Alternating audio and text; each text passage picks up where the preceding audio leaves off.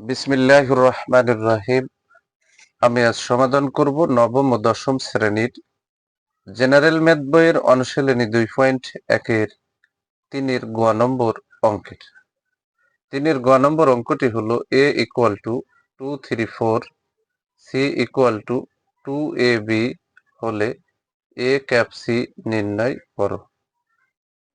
এখানে সমাধান দেওয়া আছে a equal to 234 c equal to 2ab। তাহলে আমরা প্রশ্ন থেকে এ ও সি এর মান নিয়ে নিলাম। অঙ্কে বলেছে এ ক্যাপ সি নির্ণয় করো। এ ক্যাপ সি মানে এর মান আর সির মানকে আমরা এই ক্যাপ চিহ্নের মাধ্যমে তুলনা করব। আর এটা হচ্ছে ইন্টারসেকশন চিহ্ন। এই চিহ্নের বৈশিষ্ট্য হলো শুধুমাত্র মিল সংখ্যাটাই গ্রহণ করবে, মিল অক্ষরটাই গ্রহণ করবে। তাহলে আমরা প্রদত্ত রাশি এখন বসাই নিতে পারি। এই যে প্রদত্ত রাশি, এখানে যে প্রদত্ত রাশি বসালাম equal to A cap C. এখন আমি আবারও বলি, এই ক্যাপের বৈশিষ্ট্য শুধুমাত্র কমন সংখ্যা বা মিল সংখ্যা গ্রহণ করবে, কমন অক্ষর বা মিল অক্ষরগুলোকে গ্রহণ করবে। তাহলে এর মান হচ্ছে 2 3 4, এই যে ক্যাপ চিহ্ন, সির মান হচ্ছে 2ab।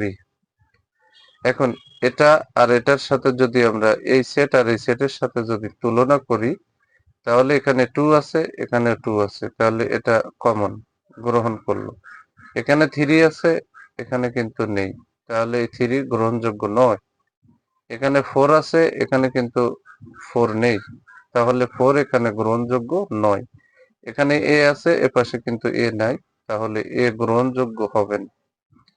এখানে বি আছে, এখানে কিন্তু বি নেই, তাহলে বিও গ্রহণযোগ্য হবে না।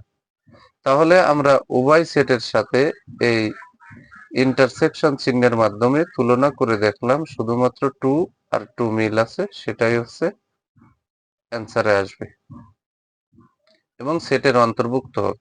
তাহলে আমরা ফাইনালি পেয়ে গেলাম এ ক্যাপ সি এর মান পেয়ে গেলাম 2, আর এটাই হচ্ছে অ্যান্সার। যদি আমার এই ভিডিওটি আপনাদের ভালো লাগে, অবশ্যই ভিডিওতে লাইক, কমেন্ট এবং শেয়ার করবেন।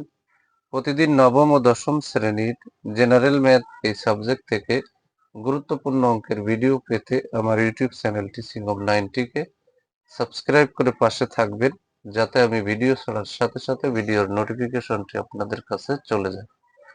যারা আমার এই সেম ভিডিওটি ফেসবুক থেকে দেখবেন, তারা অবশ্যই ফেসবুক প্রোফাইলে ফলো দিয়ে রাখবেন, যাতে আমি ভিডিও ছাড়ার সাথে সাথে ভিডিওর নোটিফিকেশনটি আপনাদের কাছে চলে যায়।